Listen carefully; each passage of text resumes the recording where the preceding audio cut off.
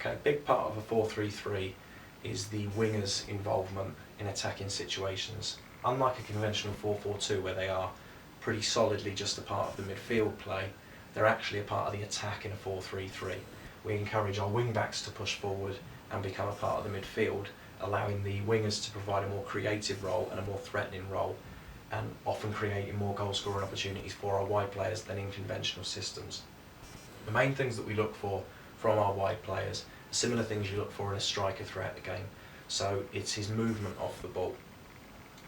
Sometimes what we refer to them as is double movements, creative movements, where he could be just taking his wing back with him. So we're in a position where number 11 and he's just jostling, he's just taking his man with him, and all of a sudden he changes direction and he goes off, possibly to a through ball, possibly leaving his man free just to receive a pass. Wing-backs are adapting to this, and wing-backs, this is what they're coming up against all the time, so sometimes double movements aren't good enough, we even need triple movements.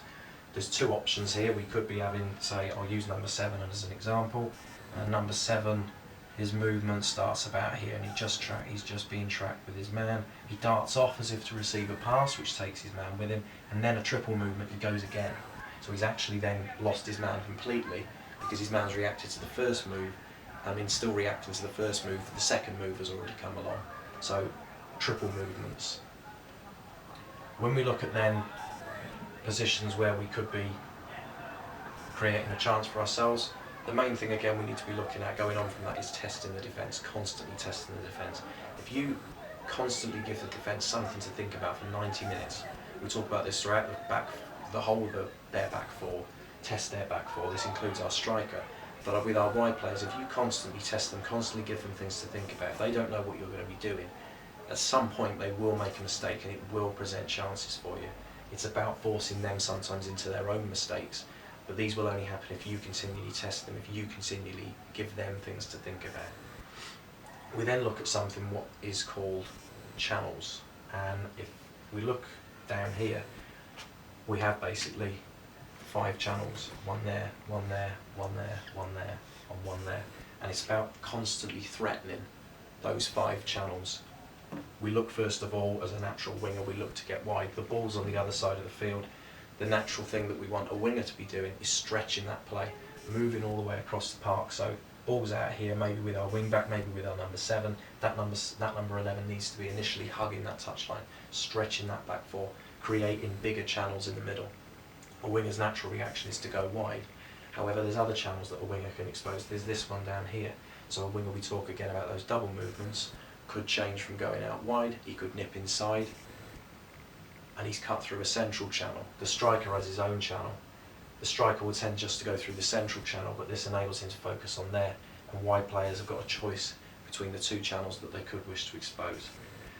When we look at a player's movement through these channels as well, the important thing is when they're looking to receive the ball is the determination. You'll often hear pundits, commentators, analysts talk about who's more determined. Is the wide player more determined than the defender? The most determined player will get to the ball. You need to give 100% into that one sprint. It's only a short sprint and maybe a little jog, and that movement and that explosive power is vital. It's no good jogging. If you just jog into that movement, the defender's going to track it, the defender's going to be picking it up, and you're going to be left out of the game. Determination and the speed of those runs is pivotal. And finally, another important part is going against the direction of the play. So not always just waiting to just receive that natural flowing pass that's just coming across the pitch. Defenders will track that. If, for example, our number 7's on the ball, I'll get rid of these channels for now. Our number 7 is on the ball, and he knocks it to number 10, knocks it to number 4, knocks it to number 8. We've seen it so many times in football, a bit of slow movement, nothing's really happening, the ball is just being jostled all the way across the midfield. The defence is just going to be expecting the same thing of this number 11. That number 11, however, whilst this man, where they're quite often ball watching, and as this back four shuffles across, that's when he then looks at, again, exposing one of those channels and going through there, going against the direction of the play. A defender's movement will go with the direction of the ball. I'm a defender and I'm moving across. If you dart off in the opposite direction, you've wrong-footed him, it's going to take him longer to react. He's not necessarily even looking at it properly. His vision of you is pretty exposed. He's looking at where the ball is coming across. You're out here. You're in the corner of his eyesight. All of a sudden you nip across, and you've created yourself a chance. You've left him dead. You've broken that line. That's the big thing as a winger. That's the number one thing you need to be thinking about all the time. The number one thing in your mind. Breaking that defensive line.